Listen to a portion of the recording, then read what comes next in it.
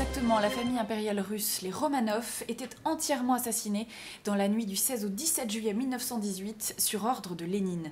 On en parle avec Jean-Christophe Buisson. Bonjour Jean-Christophe. Bonjour. Vous êtes directeur adjoint du Figaro Magazine et présentateur de l'émission Historiquement chaud sur la chaîne Histoire. Et vous avez publié ce livre qui s'appelle Le journal intime de Nicolas II. Ce sont vraiment les derniers mois du tsar, présentés et annotés par vos soins. Alors on a longtemps cru, Jean-Christophe, qu'on n'arriverait jamais à connaître la vérité sur ce massacre. Est-ce que 100 ans après, on est à peu près au clair sur ce qui s'est passé? Oui, maintenant on est au clair grâce à la fois aux témoignages de ceux qui ont participé au massacre, aux bourreaux eux-mêmes, qui ont laissé des traces, qui ont témoigné eux-mêmes plus tard de ce qu'ils avaient commis, d'une part, et ensuite des analyses ADN qui ont été faites, des corps qui ont fini par être retrouvés, bien qu'on n'ait pas su pendant des années où ils étaient exactement, s'il s'agissait bien des corps. Maintenant, il y a eu des analyses ADN par des laboratoires américains, russes, japonais, israéliens, donc on sait exactement ce qui s'est passé dans la nuit du 16 au 17 juillet dans la maison Ipatiev à Ekaterinbourg, où la famille Romanov était exilée depuis plusieurs mois.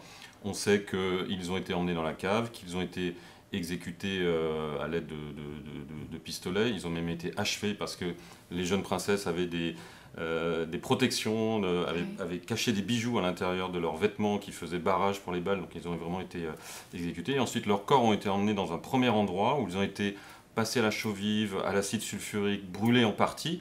Mais des paysans avaient pu voir que les corps avaient été mis là, donc les bolcheviks sont revenus le lendemain et les ont emmenés encore plus loin. Ils les ont cachés sous une route, en ont brûlé deux qui ont été retrouvés donc plus tard, qui sont ceux d'Alexis Lutsarevitch et de sa sœur Marie.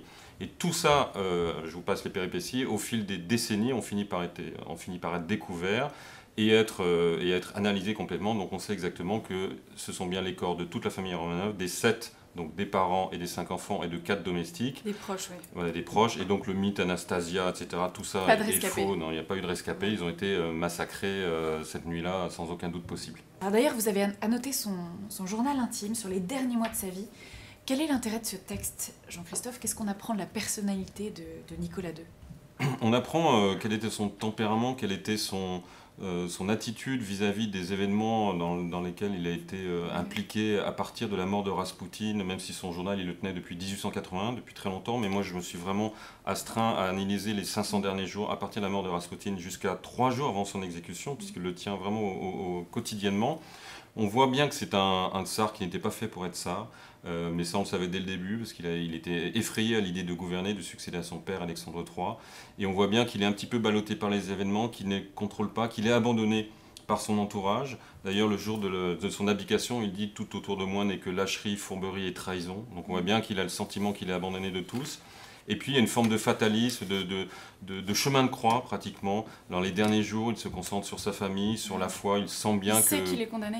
Il ne le sait pas, mais il le pressent. Il le pressent notamment parce que les gardes sont de plus en plus violents avec lui. Mais on voit aussi que son intérêt pour la littérature, il lit beaucoup de livres policiers français. Il lit du Maurice Leblanc, du Gaston Leroux, Conan Doyle. Il lit évidemment les classiques russes. Il lit des biographies. Il passe beaucoup de temps dans les activités physiques. Il passe beaucoup de temps à jouer avec ses enfants, à donner des cours d'histoire au Tsarevitch. On voit bien que plus l'issue fatale approche, même s'il ne sait pas qu'elle va être fatale, plus il se reconcentre sur sa famille, sur l'au-delà, parce qu'il sent bien qu'il y a un environnement qui lui est particulièrement hostile et qui risque de lui être fatal. Alors pourtant, pendant tout son règne qui a duré à peu près une vingtaine d'années, ce pays a connu un essor sans précédent, que ce soit au niveau économique, social, politique. Comment expliquer cette abdication, donc un an avant sa mort, en 1917, et l'écroulement brutal finalement de l'Ancien Régime? Je crois qu'il ne faut pas sous-estimer le poids de la guerre, tout simplement. Ouais. De la guerre qui a complètement bouleversé ce pays, qui était effectivement dans une vraie tentative de réforme institutionnelle, constitutionnelle. La Douma se réunissait à nouveau. En 1913, il y a eu des festivités incroyablement extraordinaires pour le tricentenaire de la dynastie des Romanov. Le jour de la déclaration de la guerre, tout le peuple russe était derrière le tsar. On va battre les Allemands, les Austro-Hongrois.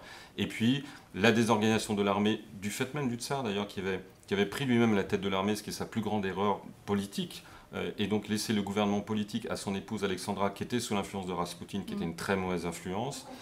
Tout ça s'est délité. Les premières défaites, notamment Tannenberg, ont jeté le pays dans une sorte de doute vis-à-vis de la monarchie, vis-à-vis de son armée. Et tout ça s'est dégradé jusqu'à l'hiver 1917, avec des conditions atmosphériques catastrophiques. Beaucoup de déserteurs, beaucoup de gens qui souffraient de faim, et cette révolution qui est lancée en février et qui aboutit à son abdication La révolution commence, si vous voulez, le 8 mars. Le 15 mars, il abdique. Donc ça va très très vite parce qu'il est abandonné de tout le monde. Un gouvernement provisoire se met en place. Lui-même est enfermé dans son palais, puis exilé en Sibérie. Et puis la révolution bolchevique arrive à octobre-novembre 1917 et met un coup fatal à l'histoire de ce pays, puisque là, on va entrer dans un régime réellement totalitaire pour pratiquement un siècle.